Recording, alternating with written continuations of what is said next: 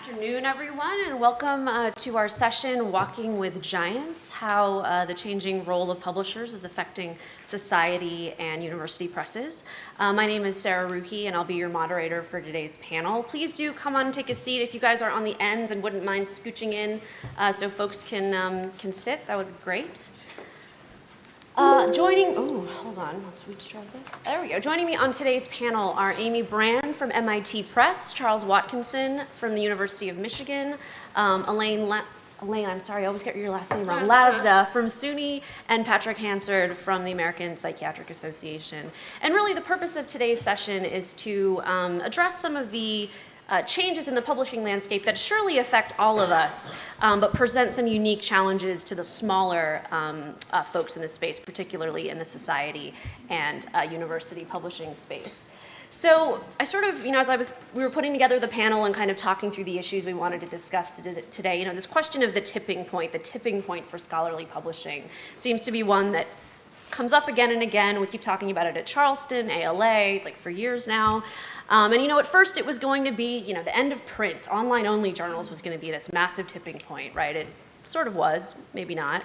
Then, open access, the NIH public access policy was going to be the thing that really threw us all for a loop. But I feel like the industry managed to find a way to comply and make that easy.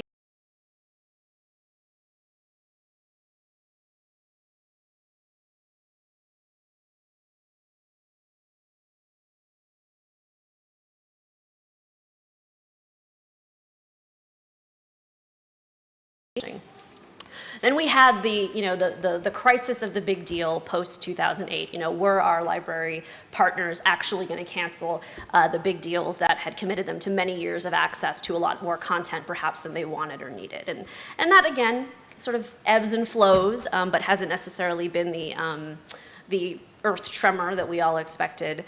And then, of course, there was that OSTP memo in the Obama administration about making all government-funded research, at least its data, openly available. And we've got foundations like the Gates Foundation coming down with very aggressive open access mandates. We thought those were all going to be deal breakers. And ultimately, the data mandates piece, I think, is something a lot of organizations have been struggling with, trying to figure out how to solve for. But none of these arguably has been the tipping point. And I like to say, I think actually we're sort of way past the tipping point. I think the tipping point happened when Al Gore invented the internet. And when that man did that, really the minute we all realized information was going to be made available 24/7, linked, tagged, first accessible through supercomputers the size of your car, and now accessible through the phone in your pocket, that was the tipping point, right? Everything else has just been us adjusting, if you will. So it doesn't really matter if you're working on an aircraft carrier or you're working in a tugboat. All publishers have to navigate these sort of smaller, I'm running a lot of metaphors at the same time here, so just stay with me. Have to run the smaller icebergs as they come. And so the ones that our speakers today are really going to address and we'll discuss during the Q&A are not new, I think. There's certainly, obviously, the channel of the challenge of sustainability versus mission. How do we stay true to our membership, to our core audience, while still producing services and products that keep the lights on? What are our author needs? How are they changing? When we've got authors coming from industry, the last thing they want to do is give you 140 characters so you can tweet about their article. Authors coming from academia expect to have a video abstract. They expect to have an interview that you post on your Facebook page. Do you have the infrastructure to support that? With these evolving needs come expertise and infrastructure that certainly many of our organizations 5-10 years ago didn't have. And now we have all very flashy new platforms, very enhanced ways of interacting with authors and readers.